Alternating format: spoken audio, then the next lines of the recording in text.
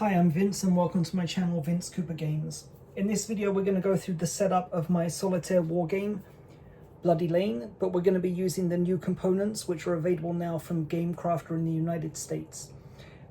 These components were created by Shane Freshwater and uploaded to GameCrafter by him, so thank you very much to Shane for all of his hard work.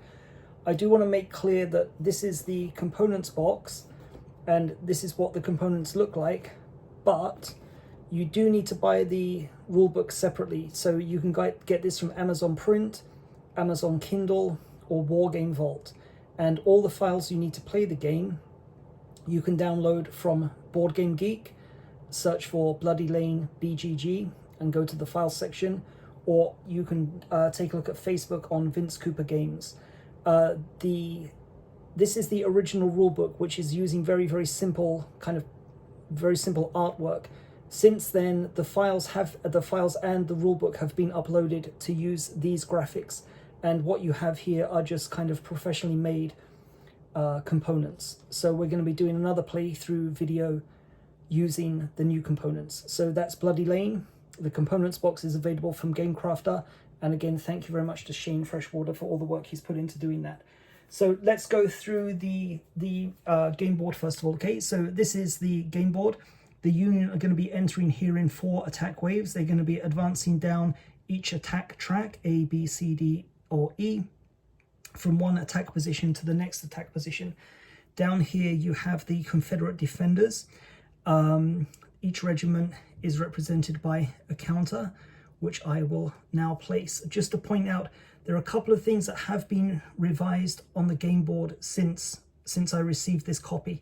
You can see here, this should be the 6th Alabama, so 6th AL, 2nd North Carolina, 2nd NC, 14th NC North Carolina is okay.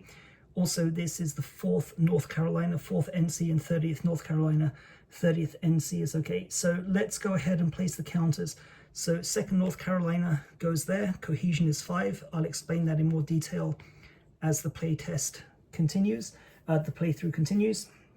When it has a cohesion of 1, it's flipped to its shattered side, but it begins upright.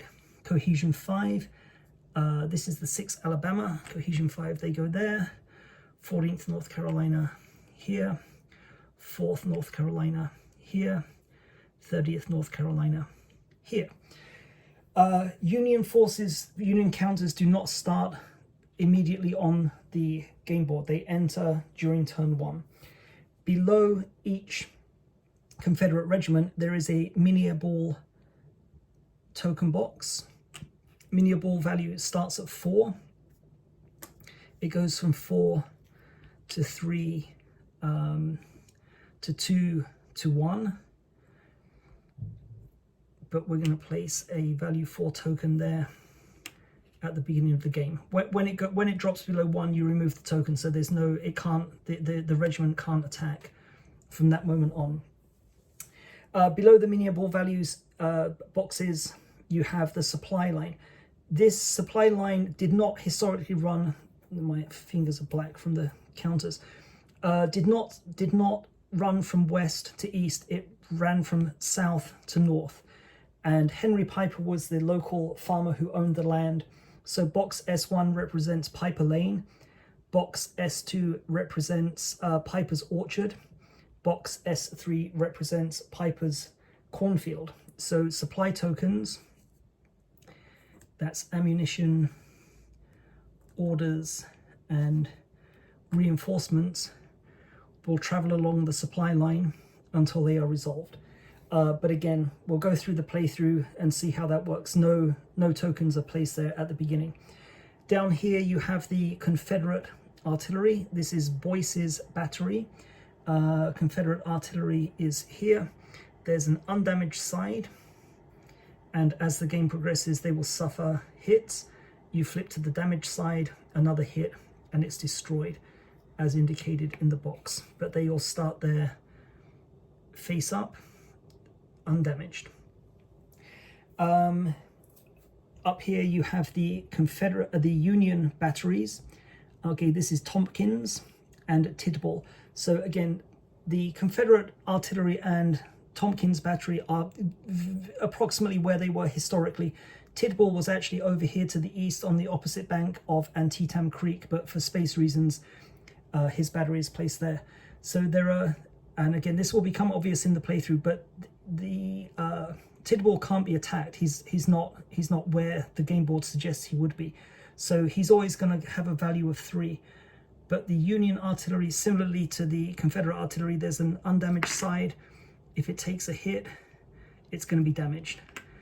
But Tompkins starts with 3 artillery batteries here.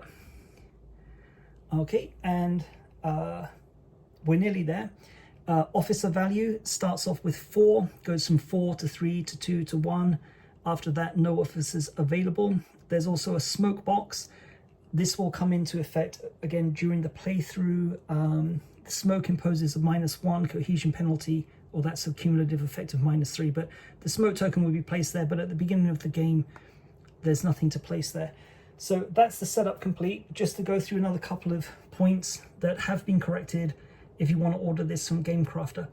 These attack positions here, when a Union regiment is in these attack positions, that counter will make an auto move. So this says 3.8.4.2. These are rules references in the rule book, but it should say 3.8 and 4.2. That has been corrected. The other thing is here, there are range modifiers, and the left side is Confederate, the right side is Union. So just to make it clearer, the updated version, the Confederate range modifier has a more obvious gray box, and the Union range modifier has a more obvious blue box. So those things have been changed.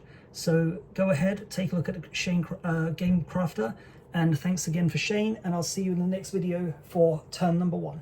Thanks a lot for watching.